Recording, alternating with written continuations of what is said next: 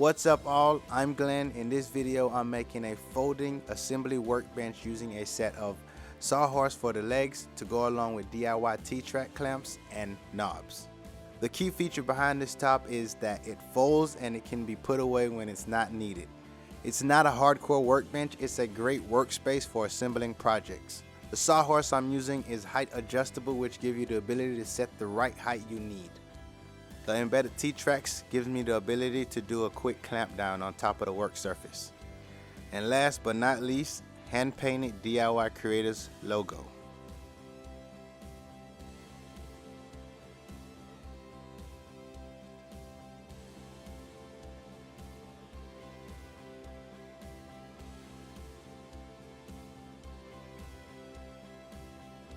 Building this top makes a whole lot of sense to me. The downfall is it's heavy, bulky. Nonetheless, I'm glad it's done and it will be a workhorse for all my future projects.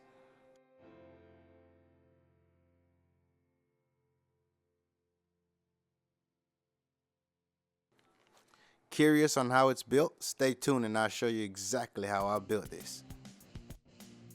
Once I determined the length of my bench, I cut off the excess. In my case, my bench is 89.5 inches, and then I cut off the middle section first, and with the remainder of the plywood left over, I ripped it straight down the middle.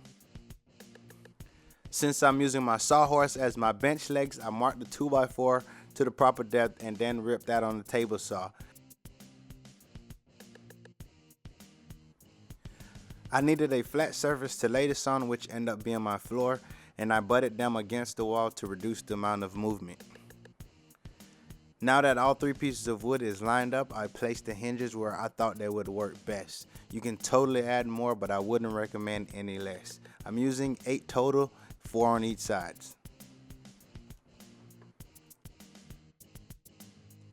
To secure the hinges to the wood, I'm using 3/4 inch number 10 screws, and all the information and details will be in the description below.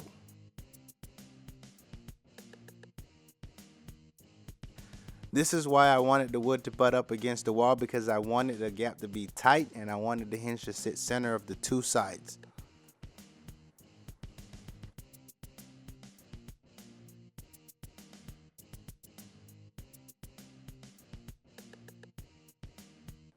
And now that this part is complete, it's time to do the trim for this top, and all corners will be mitered. If you're interested in making the same bench top I'm making, you will need 2 trims measuring at 89.5 inches, 4 trims measuring at 22 inches, and 2 trims measuring at 86.5 inches. To take out all the guesswork, I'm going to mark the trim and then determine the screw depth before attaching them to the tabletop.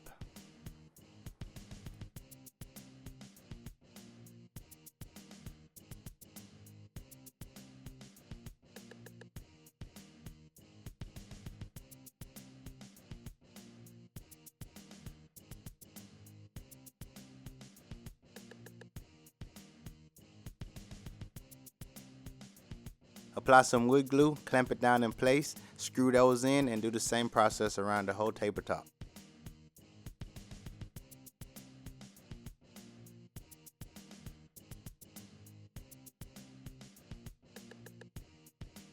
So next it's time to install the center trim, which would sit inside of the Sawhorse.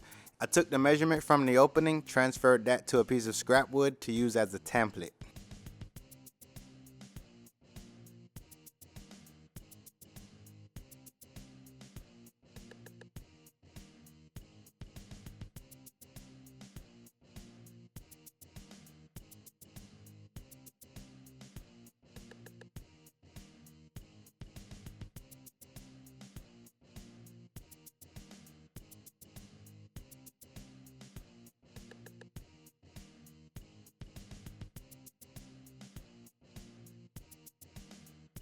This T-track will serve as a bonus feature to the workbench, which will be very convenient in the future. I'm fully aware of a T-track intersection, but I want to use what I have on hand.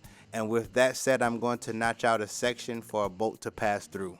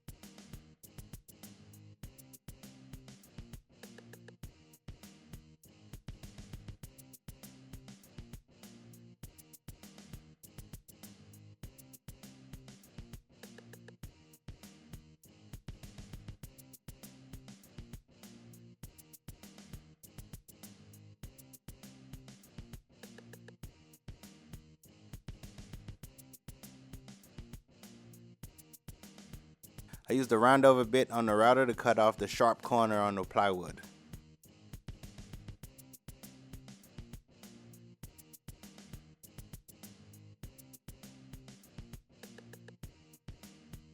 And to smooth out the top of the table, I used a radius sander with 220 grit sandpaper to smooth that down.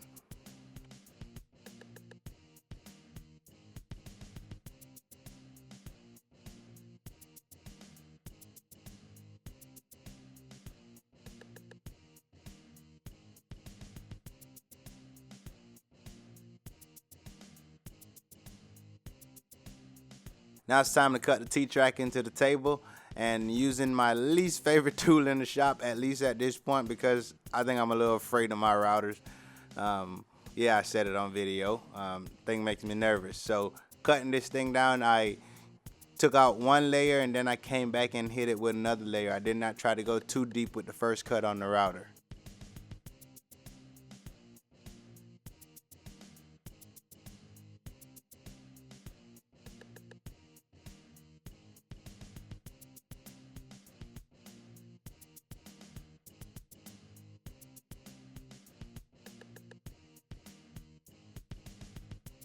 So I can't blame this screw up on my fear for the router. I just completely forgot that I had my hinges right under this section in the workbench, and as I was coming to this location, I hit the screws that was coming through. So yeah, I ruined the router bit, which now I have to replace. And I also messed up the wood, which I will fix that later with some wood filler.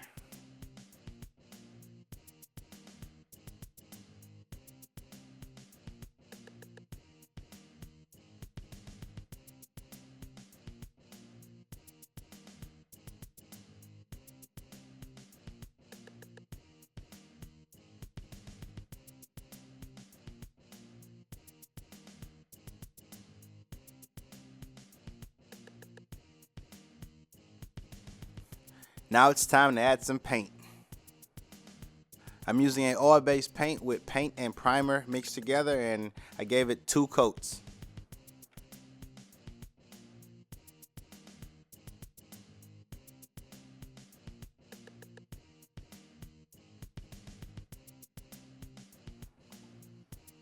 Paint's done drying, it's time to install the T-track.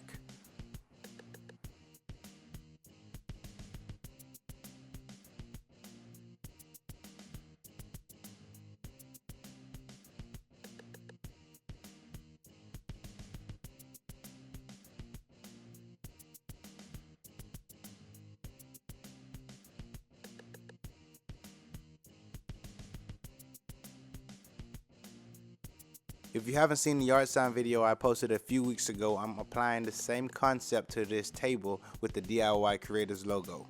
This process is very time consuming, but when it's complete, it's very well worth it. This was printed out as poster size on 8x11 paper, cut and taped together to make one very large logo. I used a ballpoint pen to outline the logo while applying pressure, which scores the tabletop. It's kind of tough to see the lines on camera, but I can see them just fine, and in due time you will see the logo come together.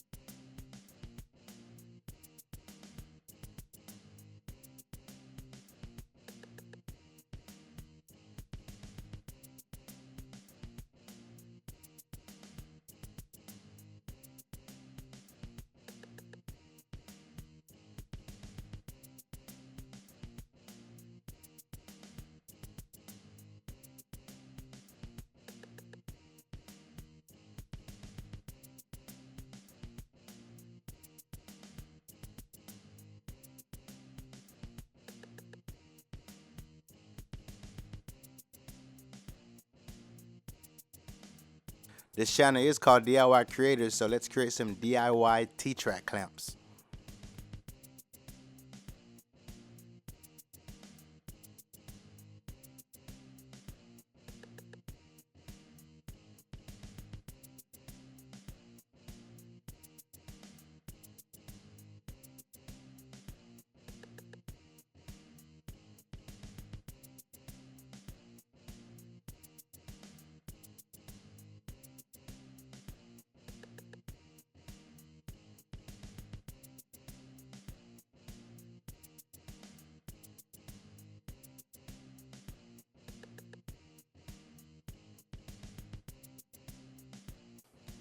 So I don't have the right size T-track bolts for this particular T-track, so I'm going to take some bolts, the one I have on the right, grind them down to look like the one on the left.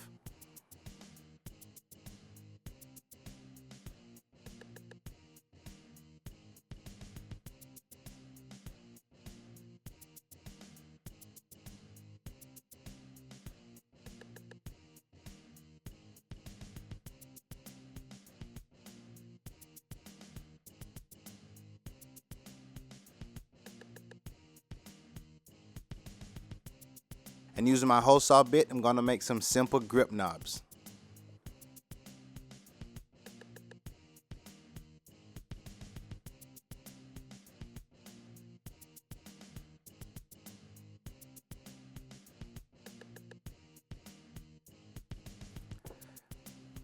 I'm using a threaded insert which requires a 3/8 hole, so I'm using a 3/8 drill bit.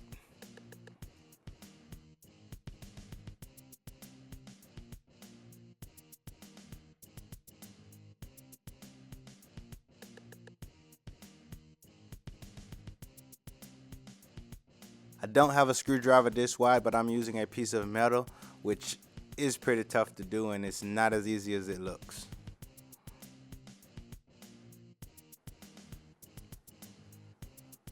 And last but not least, it's time to paint these DIY T-Tracks accessories.